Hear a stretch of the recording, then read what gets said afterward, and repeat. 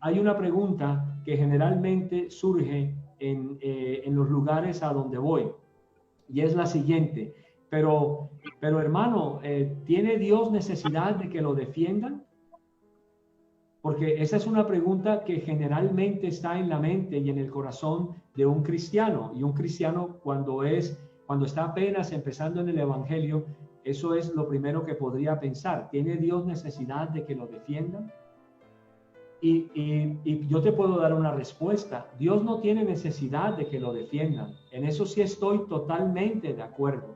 Correcto. Pero es una pregunta que hay que saber responder. Es decir, en una ocasión me dieron en una iglesia aquí de Barranquilla la oportunidad de hablar 15 minutos acerca de la importancia de la apologética, y pude en 15 minutos hablar acerca de la importancia de la apologética. Inmediatamente terminé de hablar, siguieron con la ceremonia común y corriente, entró el pastor y empezó a predicar. Y desde sus inicios empezó a afirmar cosas como: Dios no tiene necesidad de que lo defiendan. Realmente a veces no entiendo las personas qué es lo que están pensando acerca de la apologética. Lógico, yo era simplemente un feligrés más, estaba ahí, tenía que respetar. Simplemente silencié y me puse a meditar en todo lo que nos han enseñado tristemente, o las han enseñado a las personas desde el púlpito, y es precisamente hacer burla de que Dios no tiene necesidad de que lo defiendan, de que Dios no tiene necesidad de quien esté ahí con unos guantes de boxeo, como un momento, usted va a hablar mal de Dios. No, Dios, ponte aquí atrás que yo te voy a defender. No, no es eso. Y yo reconozco, y nosotros enseñamos en nuestra escuela la doctrina de la seidad de Dios. Yo sé que es una doctrina nueva para muchos de los que nos pueden estar escuchando. La doctrina de la seidad de Dios reconoce que Dios es un Dios independiente. Dios es propio en su existencia. Es otra palabra, la seidad, para la no contingencia de Dios. Es decir, Dios no depende de algo o de alguien. Dios no me necesita a mí. Dios no nos necesita a ninguno de nosotros. Sin embargo, Él quiere que nosotros sí defendamos las doctrinas fundamentales que Él ha revelado en su palabra.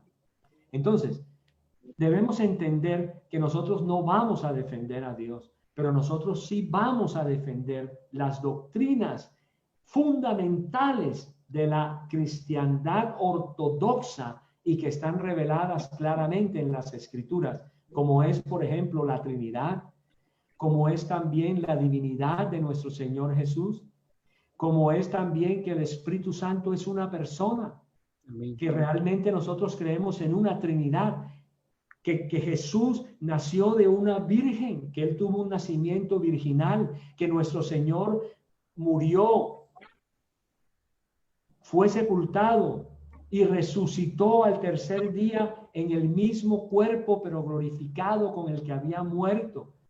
Que nuestro Señor Jesús intercede por todos sus hijos, por todos los hijos del Padre en estos momentos, y que intercede por cada uno de nosotros como hombre.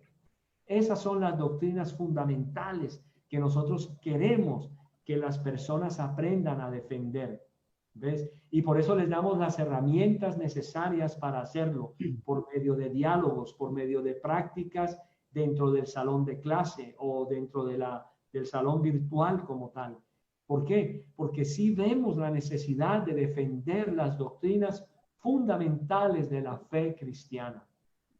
Los cristianos no están preparados para esa defensa, tristemente.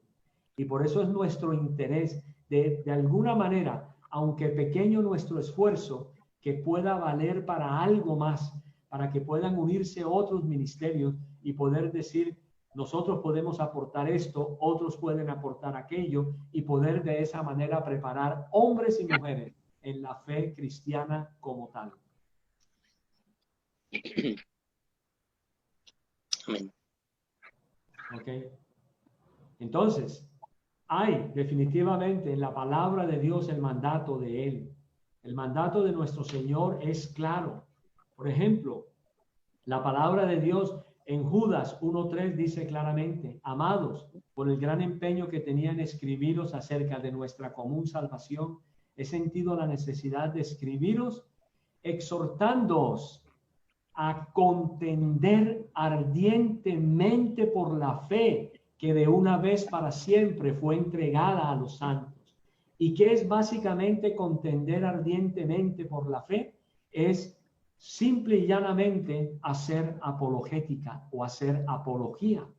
Eso es básicamente. También Primera de Pedro 3:15 nos enseña claramente ese mandato de que nosotros debemos indudablemente defender la doctrina como tal. Primera de Pedro 3:15 dice, sino santificad a Cristo como Señor en vuestros corazones, estando siempre preparados para presentar defensa ante todo el que os demande razón de la esperanza que hay en vosotros, pero hacedlo con mansedumbre y reverencia.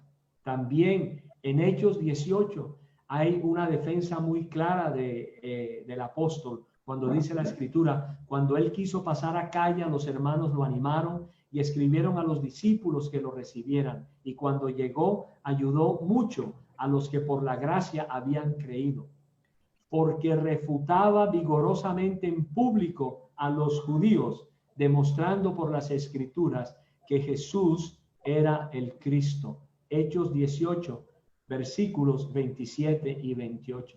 También, según a los Corintios 10:5, destruyendo especulaciones y todo razonamiento altivo que se levanta contra el conocimiento de Dios, y poniendo todo pensamiento en cautiverio a la obediencia de Cristo.